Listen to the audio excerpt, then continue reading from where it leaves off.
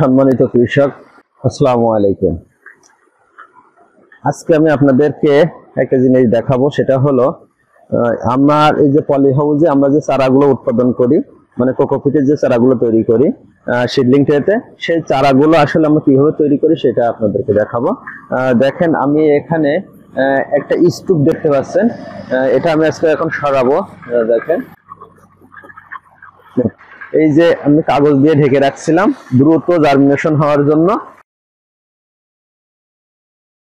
এখন আমি এই চারাগুলোকে আপনাদেরকে একটু দেখাবো। আমি দেখেন, আসলে আজকে প্রচন্ড বৃষ্টিপাত হচ্ছে, বৃষ্টিপাতের ভিতরে আমাদের সময় হয়ে গেছে, যার কারণে এই দেখেন আমাদের কিছু চারা অলরেডি জার্মিনেশন হয়ে গেছে।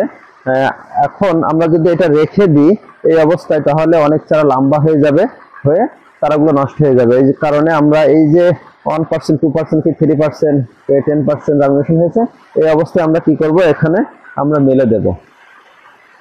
দেখেন আমরা কিভাবে ট্রেগুলোকে সাজিয়ে রাখি।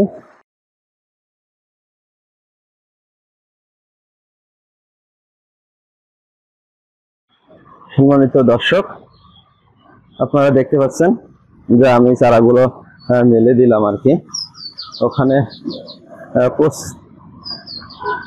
এখন আমাদের কাজ হবে যে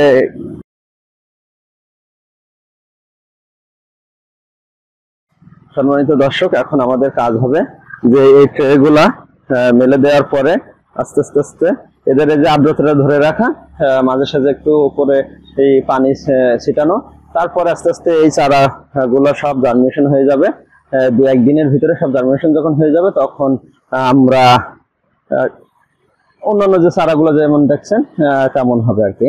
আপনারা তো দেখতেই পাচ্ছেন যে অন্য যে চারাগুলো আছে সেগুলো কেমন অবস্থা। আমি যদি আপনাদেরকে একটু ঘুরিয়ে দেখাই তাহলে বুঝতে পারবেন।